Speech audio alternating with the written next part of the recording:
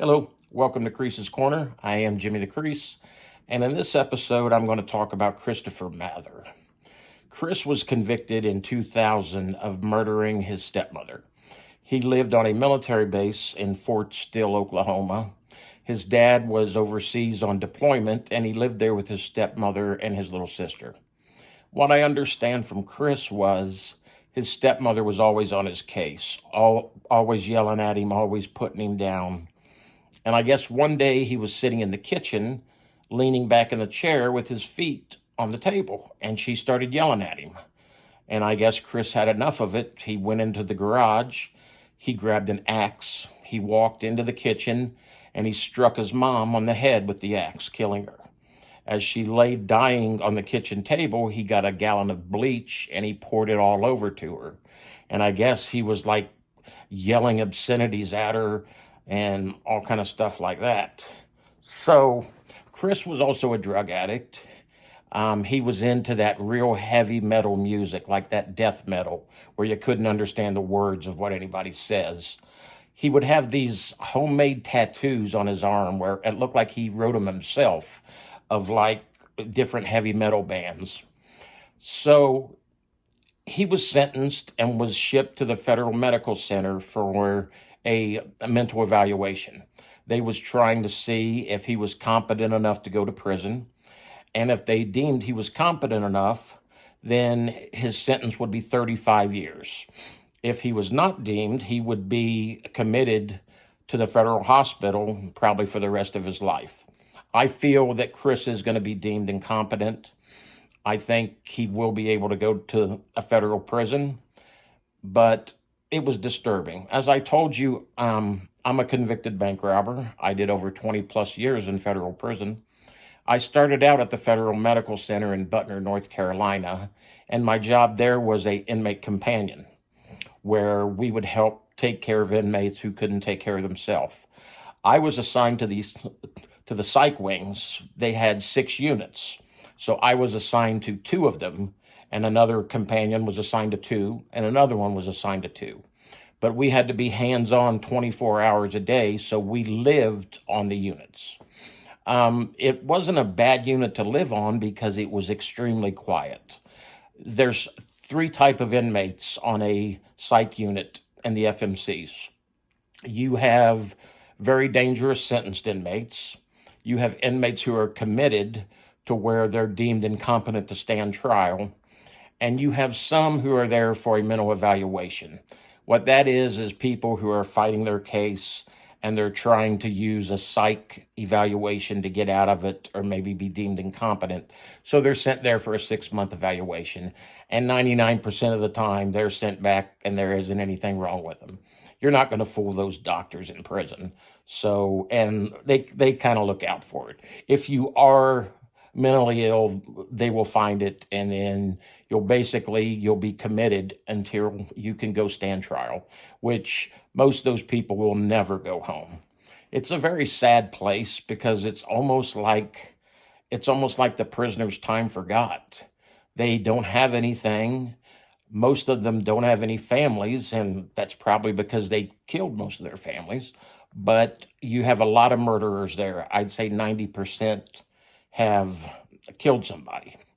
So when Chris came onto the unit, he kind of gravitated towards me, so we talked a lot. Chris was about 6 foot tall, rail thin, maybe about 140 pounds soaking wet. He had the long, bushy brown hair, and like I said, those homemade tattoos. So he would take me to rec every now and then. We'd go to rec, and they had CD players you could check out CDs, and you could walk the track and you could listen to a CD. Well, Chris loved this group, Disturbed. I'm sure a lot of you are familiar with them. And they had this song, Down with the Sickness. And it's really not a bad song until you get to the end, where it's basically the voiceover of the guy screaming about he's killing his mother. And it just, when I heard that, it just reminded me of Chris's story. And it's like, wow, I wonder if this song actually inspired Chris. Now, Chris would do a few things. He would act out a little bit to be sent to the hole, and he would also cut himself. he would take razor blades and he'd cut himself all over his body, his arms, his chest, his stomach, his legs, his thighs. He would never cut his face, but and they were superficial wounds. They were never anything that were life threatening. So he wasn't killing himself. He just cut himself. I spoke to a couple of the psychiatrists there about Chris, and they said that that's maybe his way of feeling remorse. So that's what he did. I felt bad for him because he'd always do this, and then he'd have to go to the shoe, and then they'd like stick him on suicide watch for 48 hours, and then they'd bring him back. So I asked him one time, because I didn't have a cellmate, I said, Chris, I said, would you like to live in the cell with me? And he said, oh, I'd love that. I said, but if you come in there, you can't cut yourself.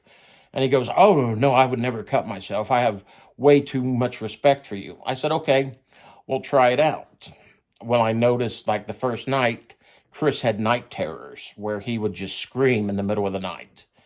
And on the third day, when I was out at rec and I came back, they was taking Chris to the shoe because he had cut himself.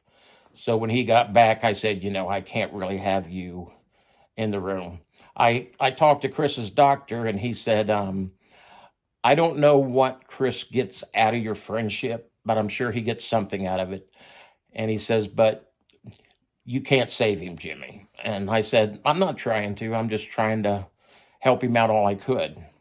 So I think Chris could go to a regular prison, but what the problem is that with his crime being that violent, and with his age, and with the amount of time he has, they would send him to a penitentiary where he would basically get on that compound and he'd have to car up. He'd have to go with the white boys or one of those gangs, and he would have to put in work.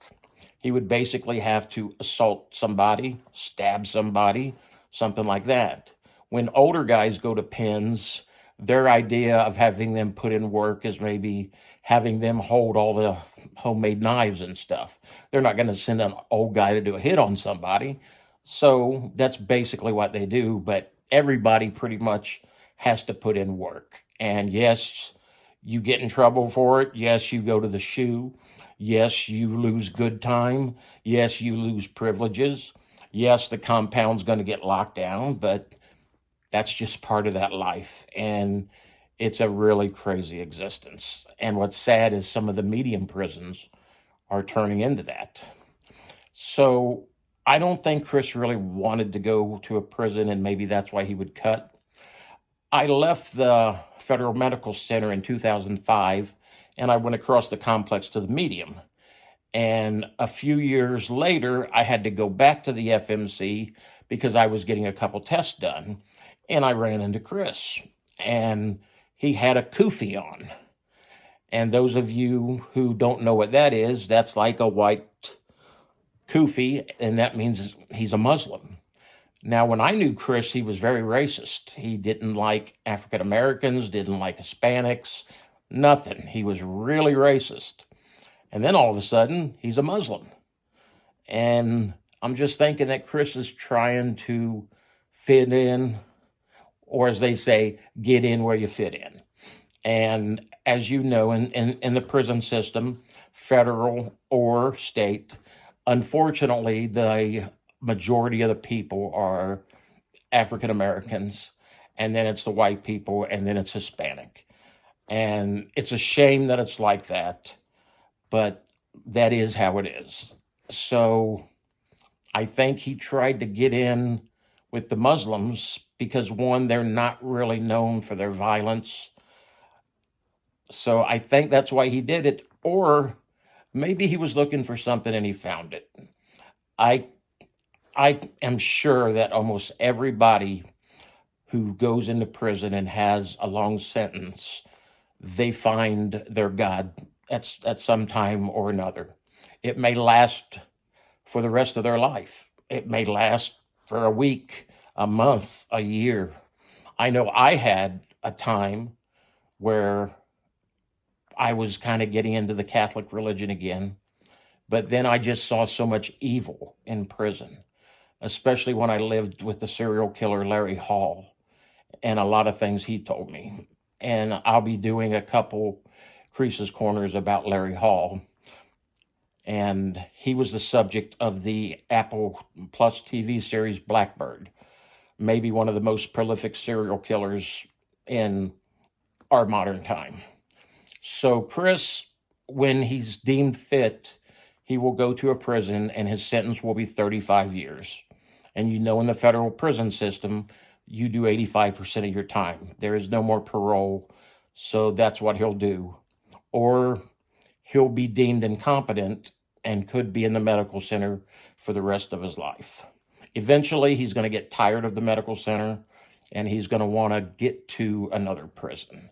So I do wish Chris the best, and you can check him out.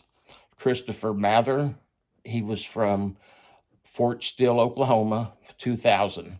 I'm going to attach a couple clips that I found with part of Chris's crime so that you're also able to read about it. All right. Thank you for turning into Creases Corner. Next time, Crease out. Goddamn.